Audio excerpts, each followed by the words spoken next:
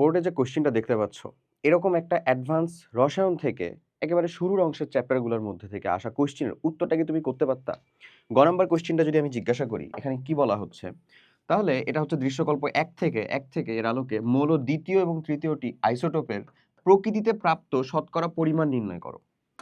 সাধারণত আমরা যেটা পড়ে থাকি সেটা হয় হচ্ছে এমন যে কোনো একটা মৌলের যারা অবশ্যই পড়ছো তারা খুব ভালো মতন বুঝবা। আপেক্ষিক আমরা এটাকে আপেক্ষিকটা দিয়েই বলতেছি, হ্যাঁ? আপেক্ষিক পারমাণবিক ভর যেটা, আপেক্ষিক পারমাণবিক ভর যেটা সেটা আসলে কি থাকে তার? সামেশন দিয়ে দিলাম একবারে। একটু অ্যাডভান্স আলোচনাই করতেছি, হ্যাঁ? ২৭ ব্যাচ ২৮ ব্যাচ বা যারা মানুষজন আছো আশা করি বুঝতে পারবা। সামেশন অফ আম প্রতিটি প্রতিটি মৌল বা আইসোটোপ যেটাই বলো না কেন, মৌলের ভর গুণিত তার যেটা পার্সেন্টেজ বা প্রাপ্যতা, হ্যাঁ? তার শতকরা প্রাপ্যতা আমি বুঝাইতেছি, থামো। প্রাপ্যতা বাই কত দ্বারা ভাগ করবা বলো তো? ১০০। এই কাজটা করলে তুমি বেসিক্যালি তার আপেক্ষিক পারমাণবিক ভরটা পেয়ে যাবা। জয়টা মৌল দেয়া থাকবে। যেমন ধরো আইসোটোপ এইখানে আসলে কয়টা দেওয়া? এখানে হাইড্রোজেন ১ দেওয়া, ২ দেওয়া, ৩ দেওয়া, প্রোটিয়াম, ডিউটেরিয়াম, ট্রিটিয়াম দেওয়া। হাইড্রোজেন মৌলের ৩টা আইসোটোপ, এই ৩টা আইসোটোপের প্রথমটার কেবলমাত্র প্রাপ্যতা দেওয়া হয়েছে, সেটা কত? 99.98%। বাকি দুইটার প্রাপ্যতা কিন্তু দেওয়া নাই। মানে সামেশনের একটা এন্টিটি আমি পাচ্ছি, এটার ভর কত? ১ গুণিত তার প্রাপ্যতা কত? 99.98। বাট বাকি দুইটা যেটা, যেমন হচ্ছে পারমাণবিক যার হচ্ছে ভর ২ বা যার ভর ৩, সেটার প্রাপ্যতা কত সেটা কিন্তু দেয়া নাই।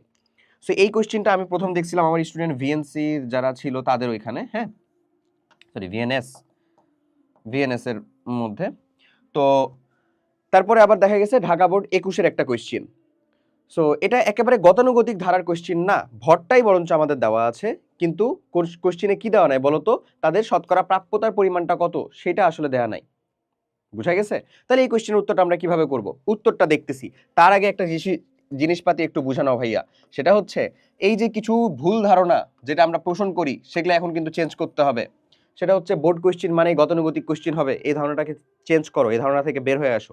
বোর্ড কোশ্চেন মানে গতানুগতিক না, এটা ২১ সালে আসা একটা কোশ্চেন, এরপরে ২২, ২৩, ২৪, তুমি জাস্ট কোশ্চেনগুলোকে রিপিটেড করে দেখো। আমি তো এক কেমিস্ট্রির কথা বলতেছি, physics, math, higher math, biology, এই সকল জায়গার ভিতরে দেখবা বোর্ড কোশ্চেনও এখন চেষ্টা করা হচ্ছে ডিপ থেকে কোশ্চেন করা, ডিপ সিক করে কোশ্চেন করতেছেন তারা। তো ঘোলা বা ঝাপসা ধারণা নিয়ে তুমি ফুল মার্ক পাবা, এই ধারণাটা সম্পূর্ণ ভুল, বাদ দাও। মানে একজনের থেকে খালি তুমি চিন্তা করলা যে মামা তুই খালি হেডিংটা বল, আমি ফুল মার্ক উঠানোর ব্যবস্থা করতেছি, এই চিন্তা একেবারে বাদ দাও। বোর্ড খাতা এখন আর ওই ওজন করে যে মার্ক দিবে এরকম না। অবশ্যই তোমার যে উত্তরটা খোঁজা হচ্ছে, যে অ্যান্সারটা চাওয়া হচ্ছে, সেটা পাইছে কিনা ওইখানে, এর উপর নির্ভর করতেছে তুমি ফুল মার্ক পাবা কি পাবা না। তার উপরে লেখার পরিচ্ছন্নতা, লেখার সুন্দর, লেখার পরিমাণ, এগুলো তো কিছু ফ্যাক্টর আছেই। প্রচুর প্র্যাকটিস ছাড়াই চিন্তা করতেছো যে বোর্ডে টপ করবা, আরে বাবা এগুলা ভুলে যাও। মানে এগুলা হয়তো বা কোনো এককালে হচ্ছে যে আসলে সত্য ছিল, এই ধরনের কোশ্চেনগুলো যদি আমরা প্র্যাকটিস না করি তাহলে পসিবলই না। এবং সেই জিনিসটাকেই লক্ষ্য করে আমরা তোমাদের জন্য যে জিনিসটা নিয়ে আসছি সেটা হচ্ছে ভাইয়া 25 ডিসেম্বর থেকে অ্যাডভান্স কোশ্চেন সলভিং ক্লাস। এটা যারা বর্তমানে মানে একেবারে নিউটেনে আছো হচ্ছে আমাদের এসএসসি 27 ব্যাচের মানুষজন, এবং আমাদের ওল্ড টেনে আছো ভাই এসএসসি 26 ব্যাচের মানুষজন। এই দুই আলা পাবলিকরা অবশ্যই এই ক্লাসগুলোকে মাস্ট বি করবা।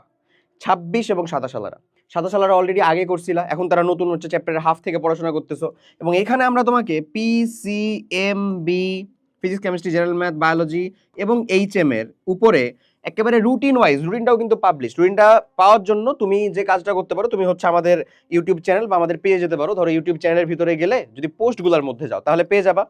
ইভেন তুমি আমাদের হালকানস্টাইন স্কুল যে চ্যানেল আছে সেটার ভিতরে গেলেও পেয়ে যাবা।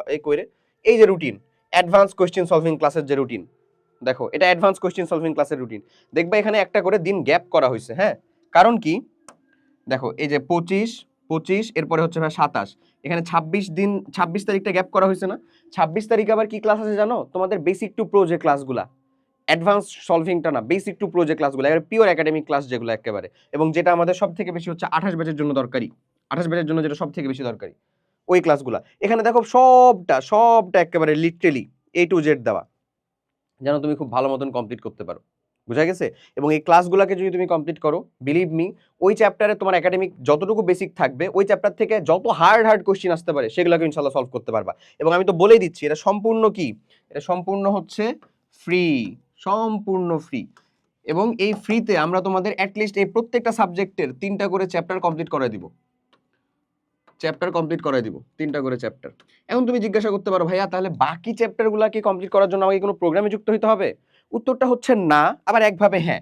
আমরা অ্যাডভান্স কোশ্চেন সলভিং নামে আলাদা কোনো প্রোগ্রাম নিয়ে আসি নাই, বাট এটা আমাদের একটা সিএপি, আমাদের একটা মাত্র প্রোগ্রাম পুরো বছরের জন্য, স্কুলের এক প্রোগ্রাম। কি সেটা বলো তো? Complete academic program. আমাদের এই কমপ্লিট একাডেমিক প্রোগ্রামের মধ্যে এই ফিচার্সটা যুক্ত হয়ে যাবে। সো একটা ফ্রিতে অংশ থাকবে যেন তোমরা সেটা চেক করতে পারো, দেখতে পারো যখন ইচ্ছা, বা ওই চ্যাপ্টারগুলোতে যদি ইস্যু থাকে তাহলে যেন দেখতে পারো। এর সাথে সাথে ওই কমপ্লিট একাডেমিক প্রোগ্রামে ফিচার যুক্ত হয়ে যাবে। তোমাদের এসএসসি 28, 27, 26 যদি করতে চাও তাদেরও। সো তুমি আরামসে ওই ক্লাসগুলোকে কমপ্লিট করতে পারবা। কথা ক্লিয়ার? ওকে, ওই আমাদের কমপ্লিট একাডেমিক প্রোগ্রামে যুক্ত হলে, মানে কমপ্লিট একাডেমিক প্রোগ্রামে যুক্ত হয়ে যাও, তাহলেই তোমার হচ্ছে সলিউশন হয়ে গেল। তোমাকে আলাদা করে আমাদের অ্যাডভান্স কোশ্চেন সলভিং নামে অন্য কোনো কোর্স নিতে হবে, একবার কমপ্লিট নিলা না, একটা প্রোগ্রাম কমপ্লিট একাডেমিক প্রোগ্রাম। সব বলেই তো দিচ্ছি কমপ্লিট, মানে সব থাকবে এখানে। এই কোশ্চেন যদি এবার আমি সলভ করতে চাই, হাইড্রোজেনের আসল ভরটা আসলে কত বলো তো ভাই? 0.001 এরকম মতন আমরা ভরটা নিলাম, ধরে নাও। হ্যাঁ, এই ভরটা হচ্ছে হাইড্রোজেনের। এখন আমার কথা হচ্ছে এখানে তো 3টা মৌল আছে এবং তাদের পার্সেন্টেজ আমাকে গুণ করতে হবে, ওই পার্সেন্টেজটাই চাইছে। সো তুমি হচ্ছে যে একটা পেয়েছো কি, সেটা হলো যে হাইড্রোজেন 1 যেটা, সেটার প্রাপ্যতা আসলে কত? 99.98%। বাকি আরো 2টা বাকি থাকতেছে না? তাহলে বাকি দুইটার প্রাপ্যতা কত বলো তো? বাকি দুটির প্রাপ্যতা 100 থেকে এটা বাদ দিলেই তো হয়েছে। বাকি দুইটির প্রাপ্যতা 100 মাইনাস 99.98, তাহলে এখানে থাকে কত আসলে? 0.02%। মানে বাকি দুইটার প্রাপ্যতা হচ্ছে 0.02%। আমি ধরে নিলাম যে হাইড্রোজেন যেটা 2 ভরের, তার প্রাপ্যতা হচ্ছে ভাই x%, ওর প্রাপ্যতা। তাহলে আমাদের হাইড্রোজেন যে 3, ওর প্রাপ্যতাটুকু কত হবে বলো তো? ওর প্রাপ্যতা কি হবে? 0.02 মাইনাস এক্স, এমন লিখতে পারি না আমরা? এত পার্সেন্ট, দুইটা মিলায় তো 0.2% হবে। ডান। তাহলে আমি ভরটা পেয়ে গেছি। এই ভরটা কিন্তু কোশ্চেনে দেয়া থাকবে, হ্যাঁ, তোমাকে আলাদা করে মুখস্থ করার দরকার নেই। বাট হাইড্রোজেনের তো এটা সবারই জানা থাকে, মনে থাকে। এখন আমাকে যে কাজটা করতে হবে সেটা হচ্ছে, দেখো একটু বাকিটুকু আসলে তুমি নিজেই পারবা, আমি জাস্ট বাকি অংশটুকু আগায় দিই একটু। সেটা হচ্ছে 1.001 ইজ ইকুয়ালস টু, দেখো সামেশন দেওয়া আছে না, মানে যোগ হবে প্রত্যেকটা, আর প্রতিটা মৌলের ভর শতকরা প্রাপ্যতা 1 ইন্টু 99.98, এটা হচ্ছে প্রথম মৌলটার জন্য দিলা 1, যার ভর 1, তার পার্সেন্টেজ ছিল এত। তারপরে আমি বললাম যে ভাইয়া মধ্যখানে যোগ হলো, এরপরে হচ্ছে এক্স গুণিত কত হবে বলো তো? এক্স গুণিত হবে হচ্ছে আমাদের 2, ঠিক আছে না? কেন এক্স গুণিত 2 হলো? কারণ পরের যেটা ভর ছিল হচ্ছে আমাদের 2, তার প্রাপ্যতা কত পার্সেন্ট ছিল? এই যে x% ছিল, এটা আমরা ধরে নিছি। প্লাস তারপরেরটা কত হবে? তারপরেরটা হবে হচ্ছে আমাদের 3, ধরো আমরা 3টাকে ব্র্যাকেটের বাইরেই লিখলাম, এরকম হবে 3 ইন্টু 0.02 মাইনাস হচ্ছে এক্স, এমন দিতে পারো না? 3 হচ্ছে তার ভর, আর 0.02 মাইনাস এক্স হচ্ছে তার প্রাপ্যতার পার্সেন্টেজ, যেটা সেটা এটাই তো করতেছি। 2 হচ্ছে তার ভর গুণিত প্রাপ্যতার পার্সেন্টেজ, 1 হচ্ছে তার ভর গুণিত প্রাপ্যতার পার্সেন্টেজ, বাই কত করবা ভাইয়া? 100। এখন বলো তো এইখানে ইন টোটালে একমাত্র আননোন ভ্যালু কি? এক্স না? একমাত্র আননোন ভ্যালু আমাদের কি রে? এক্স না? এই এক্সটাই তো হচ্ছে আননোন ভ্যালু, এই এক্সটাই তো হচ্ছে আমাদের আননোন ভ্যালু। তাহলে এখান থেকে আমরা যদি এক্স এর ভ্যালুটা এবার বের করি, চলে আসবে না? এক্স এর ভ্যালু বের করলে চলে আসলো হচ্ছে যে আমাদের H2 এর প্রাপ্যতা। আর যদি আমরা ওই যে এক্স এর মানটা পাইলাম সেটাকে যদি আমরা কত করবে বলো তো? এই যে H3 এর প্রাপ্যতা বের করতে যাই, তাহলে 0.02 মাইনাস আমরা কি করব? এক্স, তাহলে চলে আসবে আমাদের কি? H3 যেটা ট্রিটিয়াম যেটা, সেটার প্রাপ্যতা, তাই না? চলে আসবে না আমার কোশ্চেনগুলা? এই কোশ্চেন কিন্তু বোর্ডে আসা যুক্ত হয়েছে, অনেক দিন হয়েছে। সো এই ধরনের যে অ্যাডভান্স জিনিসগুলো, এটা কিন্তু তোমাকে কি দেওয়া থাকে? পার্সেন্টেজ দেওয়া থাকে। আমি আবারও বলি, পার্সেন্টেজ দেওয়া থাকে, শতকরা প্রকাশ দেওয়া থাকে, তুমি আরামসে উত্তর করো। বাট লাইক কোশ্চেনের ধরনটা যদি এমনি একটু চেঞ্জ হয়ে যায়, এমনি একটু ঘুরে যায়, তখন করার জন্য তোমাকে এই সকল জিনিসপাতি বা এই ধরনের অ্যাপ্রোচগুলা কাজে লাগাতে হবে।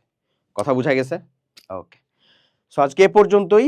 আশা করি বুঝতে পারছো, এবং এই অ্যাডভান্স ক্লাসগুলো অবভিয়াসলি কমপ্লিট করবা। একবারে রুটিন ওয়াইজ ক্লাস চলে যাবে, তোমাকে বলে দেওয়া থাকবে কখন কার ক্লাস আসতেছে, কখন আজকে কি ক্লাস হবে না হবে। এই সব ক্লাসগুলো কমপ্লিট করবা। পিসিএমবি, এইচএম, তোমরা 27 এবং 26 ব্যাচের মানুষজন, 28 ব্যাচের মানুষজন দেখতে পারো, কিন্তু ওরা তো এখন ওই চ্যাপ্টারগুলো শেষ করো নাই, তাই তোমরা একটু কম বুঝবা। শেষ করো নাই প্লাস হচ্ছে অ্যাডভান্স, কম বুঝবা, বাট চাইলে দেখতে পারো। কিন্তু 26 আর 27-এর জন্য এগুলো করা খুবই জরুরি। ফ্রিতে যতটুকু দেওয়া হচ্ছে অবশ্যই কমপ্লিট করো এবং পুরোটার অ্যাক্সেস পেতে চাইলে আমাদের কমপ্লিট একাডেমিক প্রোগ্রামের সাথে যুক্ত হও। সবাই অনেক ভালো থাকো। দেখা হবে নেক্সট ভিডিওটাতে। আল্লাহ হাফেজ। আসসালামু আলাইকুম।